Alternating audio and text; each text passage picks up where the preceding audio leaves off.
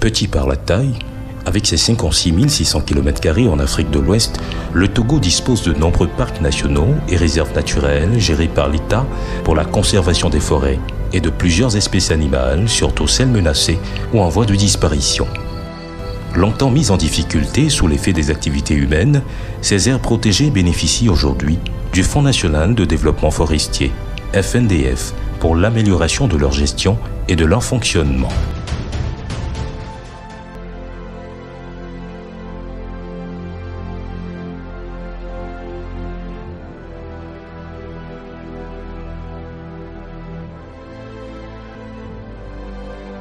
Parc national Haut-Ikéran.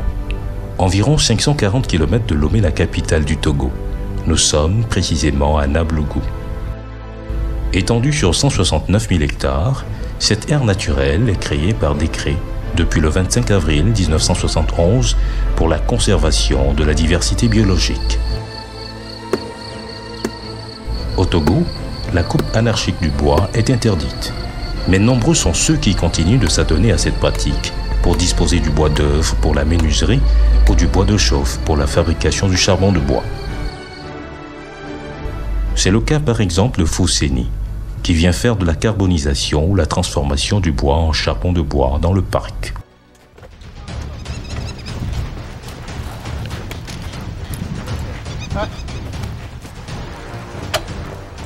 Désormais bien équipés pour les opérations de répression, les forestiers du parc national Haut-Ikéran opèrent avec efficacité et voient aussi leur quotidien s'améliorer. Des changements notables qui interviennent grâce au Fonds national de développement forestier qui permet d'appuyer les actions de ce parc. Cette année, nous avons eu l'appui de FNDF où les travaux ça marche. En même temps, on a eu les vivres et tout récemment l'installation des plaques solaires. Le Fonds national de développement forestier, FNDF, véritable soutien pour le personnel forestier, a été créé par une loi le 19 juin 2008.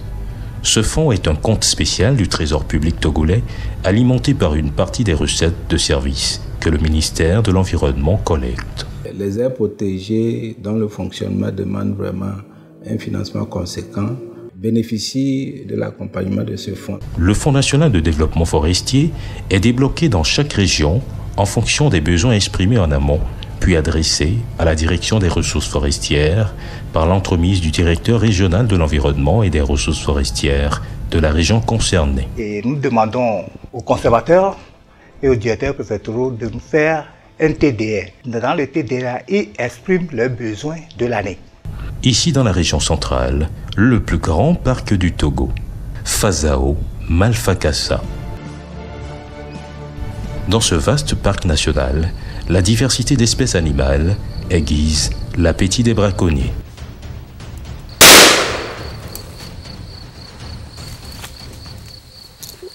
Parmi les éléments qui lancent l'assaut, Ali est l'un des 65 éco-gardes qui arrivent à joindre les deux bouts grâce à une récompense qu'ils reçoivent ici sur le Fonds national de développement forestier alloué à ce parc. La prise en charge des éco-gardes aussi, le fonctionnement, le carburant que nous avons pour travailler, les vivres que nous avons pour amener bien nos patrouilles, c'est FNDF qui met ça à notre disposition. C'est avec ces fonds que nous diffusons l'information avant de rentrer dans l'activité concrète des feux précoces.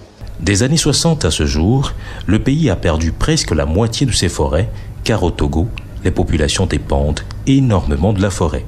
Pour repeupler ces forêts, le Togo célèbre depuis 1977 la journée nationale de l'arbre chaque 1er juin.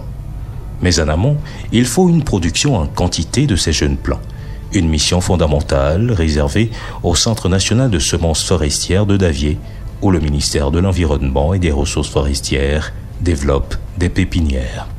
Une initiative soutenue là aussi par le Fonds national de développement forestier. Pour produire les plants, il faut les moyens.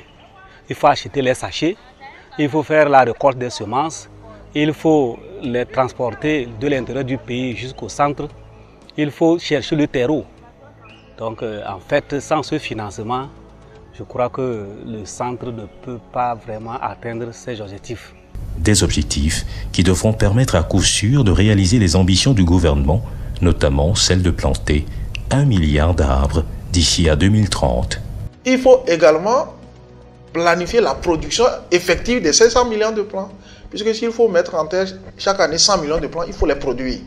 Donc le centre vraiment va contribuer à travers le financement du FNDF à la production industrielle des plants. Comme on le voit, les différents appuis du FNDF à l'endroit des parcs et réserves donnent des résultats probants à travers les 5 régions économiques du Togo. Un grand pas vers l'effectivité du développement forestier au Togo.